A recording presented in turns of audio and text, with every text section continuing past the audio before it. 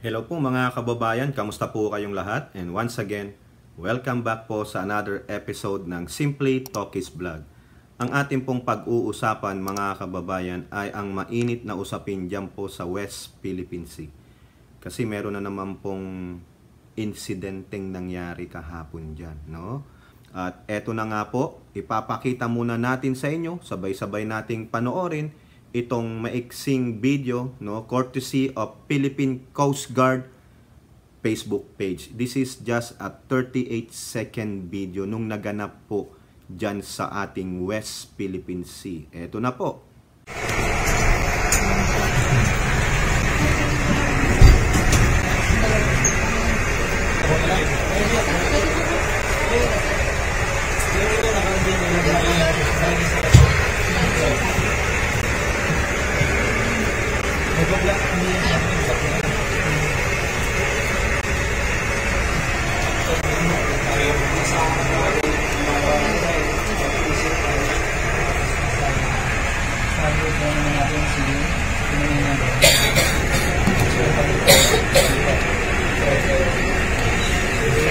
So yan po mga kababayan, no, yung kaganapan sa ating West Philippine Sea na kung saan ang ating Coast Guard, no, na siyang magre-resupply sa Ayungin Shoal ay hinarangan ng mga barko ng Chekwa. Pinalibutan po sila, no? Ito po yung sabi dito sa FB page ng Philippine Coast Guard. Today, the Philippine Coast Guard again assisted in the routine rotation and resupply o yung RORE mission in Ayungin Shoal conducted by the Armed Forces of the Philippines. Kumbaga, yung PCG pala yung umi-escort sa AFP. The PCG deployed two 44-meter vessels, namely BRP Cabra and BRP Sindangan, and escort ships for the resupply boats. The routine rotation and resupply mission was again subjected to dangerous maneuvers by the 4 China Coast Guards and 4 Chinese maritime militia, jeoparding the crew members safely aboard the PCG vessels and Philippine resupply boats. So, ina talaga tong mga inchik na to, no? Wala naman silang pinanghahawakang legal papers na kanila nga yung buong karagatan dyan sa South China Sea. Historical facts lang. Pero tayo, meron tayong 2016 Hague ruling, arbitral ruling, na meron tayong karapatan dyan sa West Philippine Sea. Kayong mga Chekwa, no, na mga hinayupak kayo, pasensya naman po, no? Pasensya na kung may masasaktang mga Chekwa dyan na Filipino-Chinese. Pasensya naman. Tapos may mga kababayan pa tayo na kumakampi sa mga Chekwa. Eh siguro, no? Yung kanilang mga Chekwa. Yun lang yun. Ang loyalty nyo nasa Chekwa, pumunta na kayo doon. Hindi kayo mga totoong Pilipino. Di po ba? Sabi ko sa inyo, walang empathy ang mga yan, yung mga Chekwa na yan. Ganid ang mga hinayupak. Tapos sasabihin, kaibig-kaibigan, umattend pa sa ASEAN, nag-speech, yung pala, wala rin. Di po ba? Ano ba nanakawin namin sa inyong sinasabi nyong China Sea? Ano na ninakaw namin sa inyo? Eh, yung BRP Sierra Madre, nandyan na yan sa Ayungin Shoal, eh. Eh, sa amin yan, eh. Kayo nga, nag-draw lang kayo ng line, eh. Kasi nga, kaya sila ganyang katapang. O, ayan, tignan nyo. Improvement of military, tayo, pinabayaan natin. Di ba? Eh, subukan nyo na kasing bungguin yan. Sige na. Di po ba? The PCG calls upon the CCG and CMM to immediately cease any illegal activities within the maritime zones of the Philippines. Doing so can foster a stable, secure, and rule-based maritime order conducive to regional cooperation and peace. Oo nga eh. Hindi naman kami magnanakaw ng sinasabi nyong mga isla nyo dyan. Yung sa amin ay sa amin, yung sa inyo ay sa inyo. Eh pero kayo, dahil ganid kayo, sinasabi lang na South China Sea sa inyo na, nasaan ang legality? Wala. Eh kasi nga, hindi, mas malakas kami. Marami kaming mga armas, may ganito kami, kaya namin kayong pulbusin. Eh di pulbusin ninyo. Di po ba? Tama lang ginawa dyan ng PCG. Palagan nyo yan. Pag binunggo kayo, yun na yun. Yung mga hayop yung mga yan, eh, no? Nakakaasar mga kababayan, eh. Biruin yung mga salaula. O eto po, yung sa report ng GMA News Online, China vessels again maneuvered dangerously versus PH ships near Ayungin. O ayan, Chinese vessels again maneuvered dangerously against Philippine ships in the recent resupply mission to Ayungin Shoal. O ayun po yung sabi ng National Task Force for West Philippine Sea. The task force is also informed that the harassment, dangerous maneuvers, and aggressive conduct of the vessels of the Chinese Coast Guard and Chinese Maritime Militia, tingnan nyo, may militia pa sila. Diba? Allowed ba yan? Kakahiyan, no? Against our public vessels took place again during the conduct of routine and regular operations well within our nation's exclusive economic zone. O yung mga kokontra dyan ng mga pro-China, mga PI kayo, di po ba? Kahit ano pa sabihin nyo sa akin, mga PI kayo. No? The NTFWPS strongly deplored and condemned the continued illegal, aggressive, and destabilizing conduct of the CCG and the CMM within our nation's ECC. O sino ang nagnanakaw ngayon? Sinong nag-e-encroach sa aming exclusive economic zone? Tama lang po yan, i-dokumento, i-video nyo po, ipakalat po ninyo yung ginagawang panghaharas ng mga Chekwa na yan para malaman po ng buong mundo kung gaano sila kasalaula, kung gaano sila katraidor, na tinatawag tayong kaibigan pero on our backs, tinitira tayo. Tayo, meron tayo nito, United Nations Convention, ayun pala ibig sabihin ng sea, Convention on the Laws, on the Law of the Sea, o yung UNCLOS, and the 2016 Arbitral Award for the Operations. Considering member ng UNCLOS yan, China, but they're not, abiding with the arbitral ruling. Kasi daw po, by historical fact, pero wala kayong, legality na pinanghahawakan. Kami meron 2016 Di po ba? O ito rin, dagdag na natin to sa ulat ng The Manila Times. Supply boats defy Ayungin blockage. Tama lang yan. Sige, pasukin nyo lang ng pasukin. Di ba? Kung kayo ay binangga na, ayun na. Di po ba? O, eto po. Boats resupplying Philippine troops on Ayungin Shoal completed their mission Friday but not before they were harassed by a swarm of Chinese Coast Guards and militia vessels. An American security analyst reported. Saan nakasakay ito? Bakit American security analyst ang nagre-report? Saan nakasakay ito? Sa eroplano ng Amerikano? O nandun sa barko natin? Ayun. O, di ba kanina sabi doon ni PCG sa FB, parang 8 lang. Dito sa Manila Times, mukhang 12. 2 China Coast Guard and 10 Chinese maritime militia vessels. 12. Ilang yan? Isang supply ship lang, tapos 2 BRP na barko natin. Pinalibutan ng 12. Uy, ganun pala tayo kalakas. Di ba? Mas malakas pala tayo. Biruin mo, ginang-up tayo ng 12 mga Chekwa. Ang lang natin, maliliit lang na BRP, tapos isang, na resupply boat. 3 lang yon. Baka mamaya magpadala na to ng battleship tong China o cruiser Tama to. Sinong malakas ngayon? At the same time, mga kaibigan, at least tayo, pinangangalangandakan natin itong kagaguhan, kahayupan na inaano ng China, ginagawa sa atin. Kaya ngayon nare-recognize na po ng mga different countries. Marami nang nagto-throw in ng support sa atin, because probably they also fed up. They want a pre-navigation diyan po sa South China Sea. Malaking kalakalan yan 'di ba? Ilang mga commercial ships o whatever ang dumadaan diyan. Kung aangkinin ng China yan, mag-i-impose sila ng fine or tariff diyan. Ayaw nilang magpadaan kasi amin yan 'Di ba? Ibig sabihin, sila ang mga parang takot na takot. Baka silang may ginagawang kagaguhan diyan.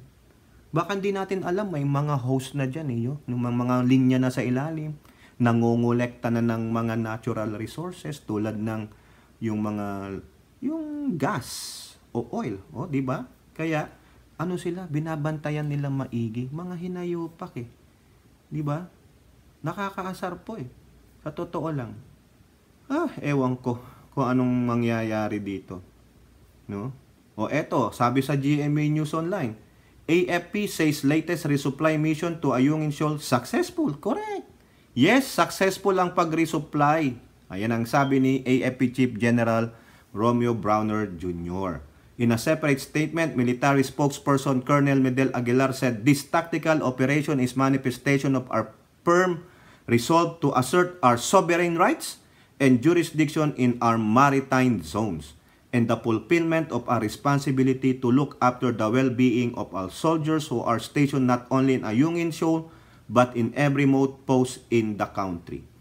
The unprofessional act and dangerous maneuvers conducted by the China Coast Guard and its maritime militia will never prevail over our conduct of legal and legitimate operation that support rule-based international order. Correct!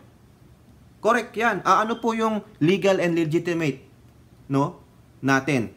Dahil meron tayong papel, yung gusto ngang punitin ng dating Pangulong Duterte. E di punutin niya, meron pa naman tayong kopya. Di ba? Nandun pa rin. Hindi pa rin niya na-eliminate. It's just a piece of paper. Pero that paper holds the legality of our ownership. May karapatan tayo dyan sa EEZ, sa West Philippine Sea. O, di po ba? O, buti na lang, meron tayong National Task Force West Philippine Sea. Kaki-create lang yan. Di po ba? Akala kasi nitong mga Chekwa na to takot ang mga Pilipino. Hindi po. Alam na po ng mga major countries, no, ang kagaguhan nyo, ang pangbubuli ninyo. O ano ang sabi ng US? They reaffirm their support to the Philippines. Sana naman totoo yan, hindi lang bunganga. Na pag may nangyari sa amin, immediate ang implementation ng MDT. Hindi yung, teka muna, ihingi muna kami ng pag-yes, no, vote sa Congress kung magpapadala kami ng tulong. MDT yan, kontrata yan. Hindi nyo kami pwedeng baliwalain. Otherwise, tabla-tabla na rin tayo. Di po ba? Sige, nag-aantay lang po. Ang dami na pong nag-throw in ng support. Australia, di pa pumunta pa dyan yung kanilang mataas na pinuno kahapon. Nakipagkita kay Pangulong Bongbong Marcos. India wants to have yung maritime patrol. Meron pa yung Australia, Japan, and US. Kasama siguro tayo dyan, 4 na mag-join patrol. Sana matuloy po yun. No? Sino ang kapatrol ng China? Di yung nasa taas niya, yung Russia, di ba? Nagpatrol nga sila sa Black Sea sa Alaska. Pero pinapuntang kahagad. Wala po kasing naval base doon sa Alaska, kaya pinapuntang kaagad ng Air Force. Tsaka ano ginagawa doon sa Black Sea sa Alaska, di ba? Yun lang yun. Sino pa kakampi ng China dyan? Walay. Yung Vietnam, nakipagkasundi din aside sa agricultural. Sabi, palakasin natin ang ating maritime Kasi ang after lang natin, bakit hindi tayo sabihin na okay, umupo ang China sa lahat ng mga countries involved. Okay, ikaw Philippines, ano gusto mo dyan? Sa amin lang yung West Philippine Sea. Yung amin ay amin. Hindi naman kalakihan yan. Yung sa ibang parte, sa Malaysia, sa Vietnam, yung mga masasakop, sa Brunei. Bakit hindi? Ang laki-laki ng South China Sea. Why can you not share it? You can have probably the half. Yung half, yung kalahati, pag share na namin. Just limit your line. Di po ba?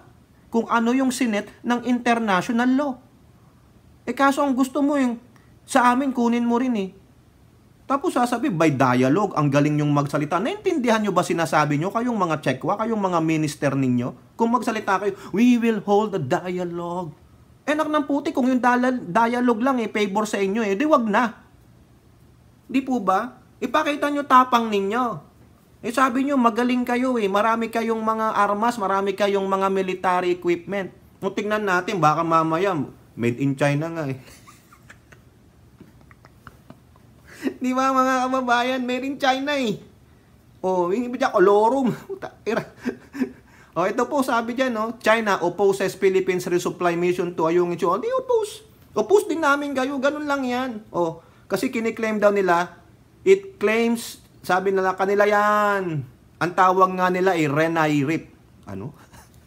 Renai Rip daw. Ano yun? Ano ba yung Renai? Di ba? Kasing tunog ng puet yun.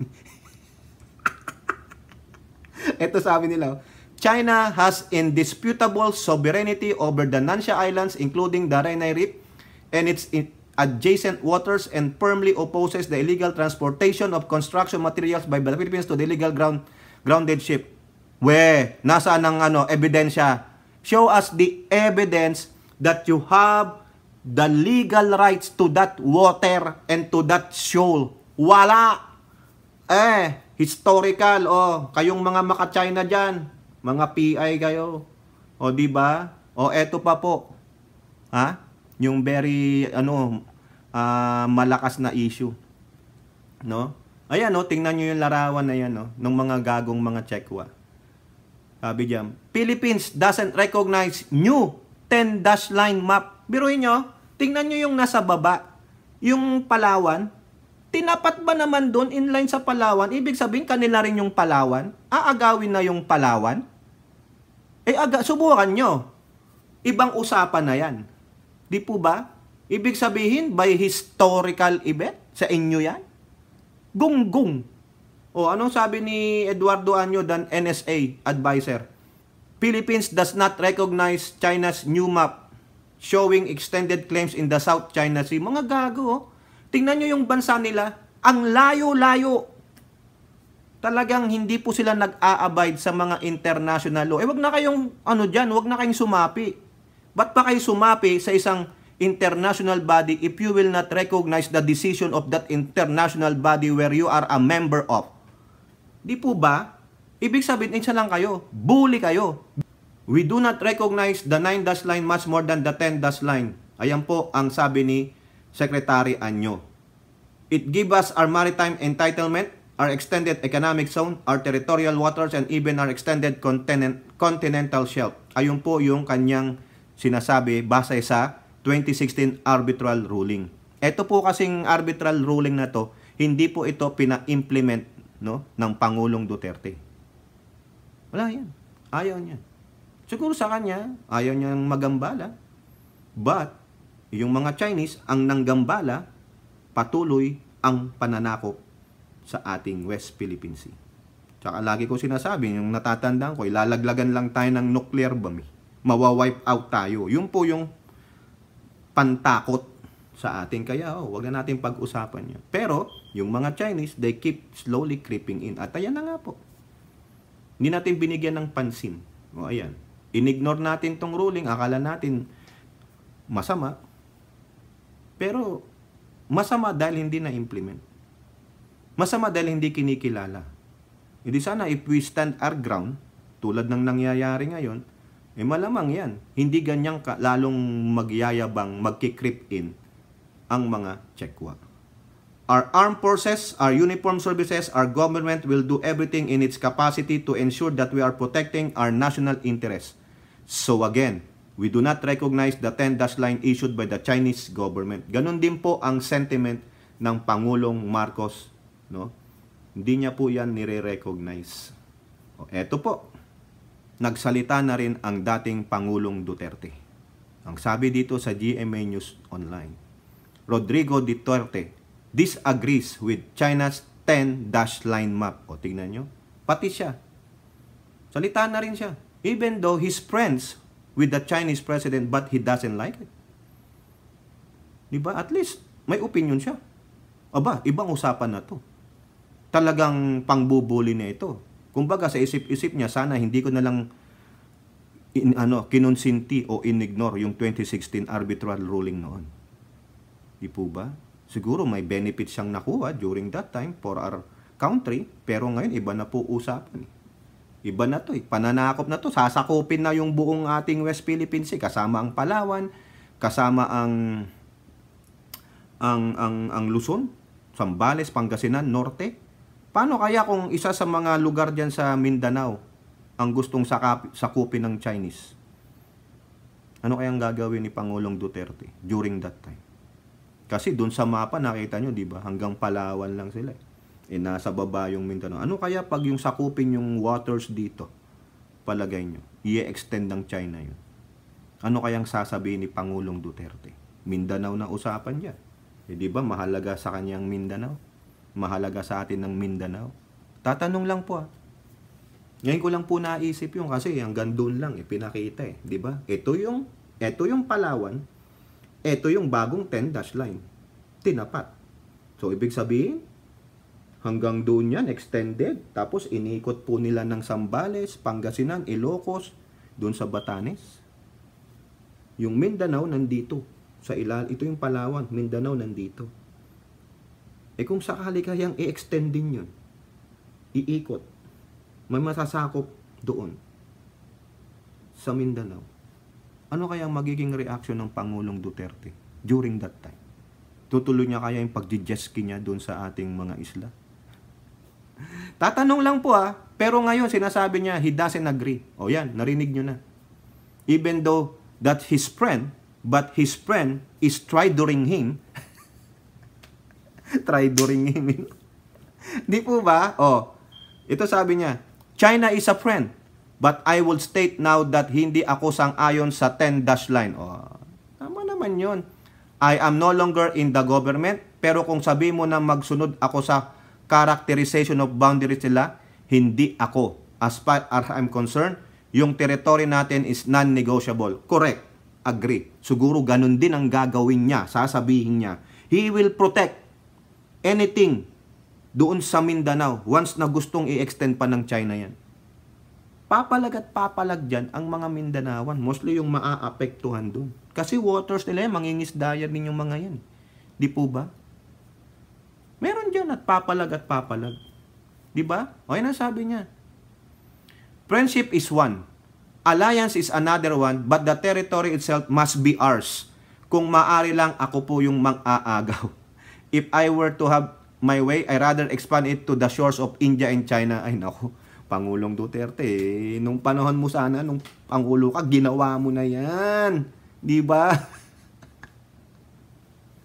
Di ba? Dapat ginawa mo na yan. In-implement mo na yung 2016.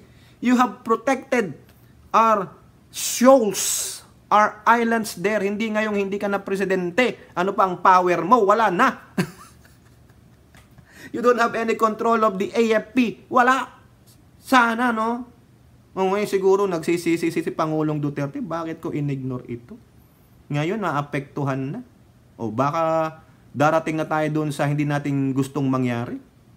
I am not about ready to give up a part of the territory of my country. We need to defend it to the death it need be. Sana ganun ang sinabi mo nung 2016 to 2022. Di po ba? Sabi niya, friendship is one. Alliance is another one. But the territory itself must be ours. Ibang usapan ng kaibigan, ibang usapan ng alliance. Pagdating sa teritoryo, iba rin ang usapan. Di po ba? Nakita niyo yung punto? Sana ganyan ang stand mo noon, Pangulong Duterte. Hindi mo sinabing, pupunitin mo ang arbitral ruling, babagsakan tayo ng nuclear bomb. Sana ganito katapang. If we have to defend our country against the threat of this encroaching Chinese, i-depend natin because what is ours is ours. Too late to be hero Pasensya naman po Ako Duterte supporter ako. Sinuportahan ko po ang Pangulong Duterte. Hanggang ngayon sinusuportahan ko siya. Pero dito, it's too late to be a hero para sa akin. Pasensya na po, no?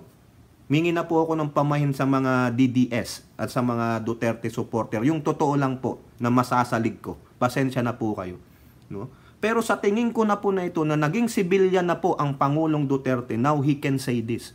Ang sasabihin nyo kasi political yung strategy. The heck with that. Sinabi na rin naman niya Friendship is one, alliance is another, pero pagdating sa territory itself must be ours. What is ours is ours.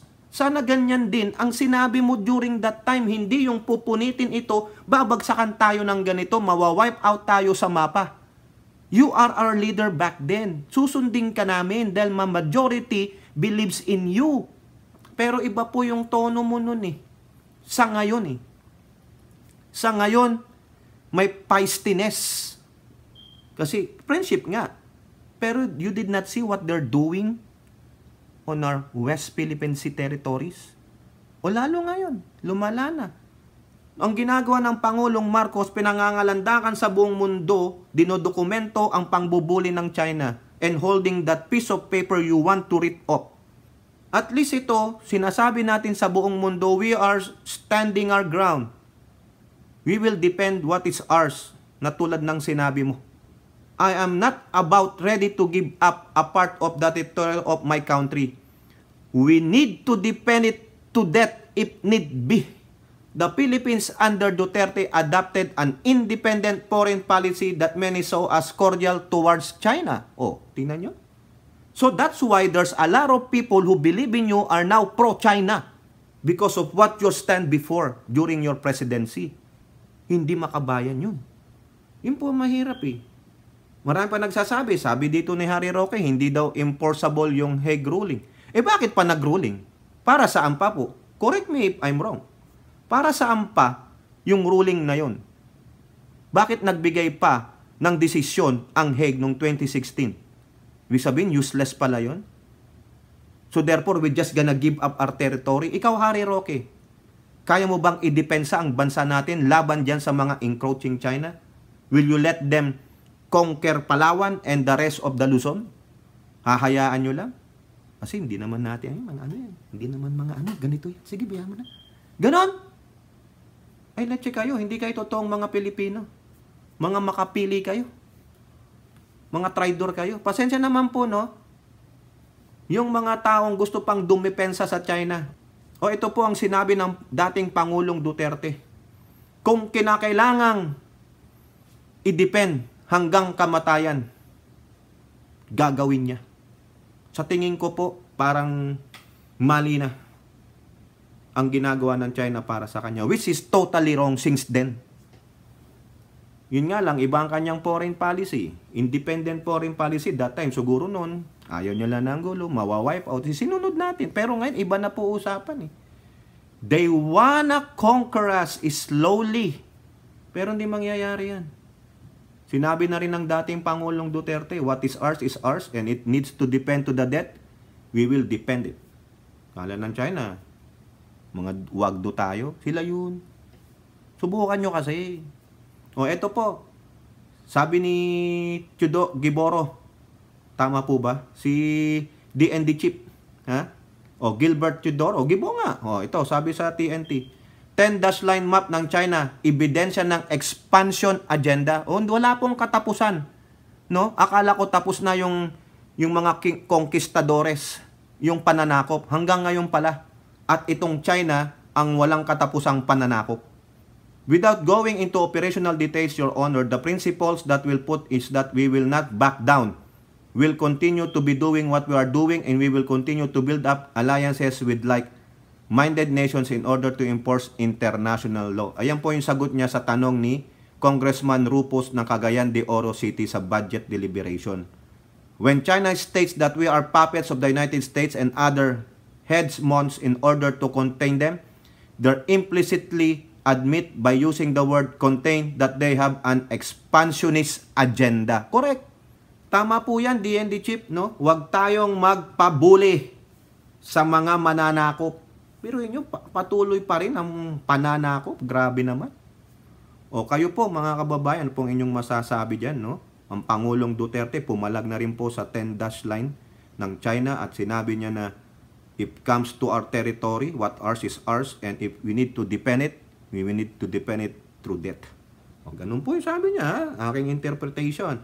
At yun na naman po, meron na naman pong ginawang illegal maneuvering panghaharang sa resupply ship ng ating AFP. No? At si Gibo Chidoro, sabi niya, ang China ay expansionist. O, comment down below and don't forget to like and share. Hope to see you on our next videos. Bye-bye. God bless.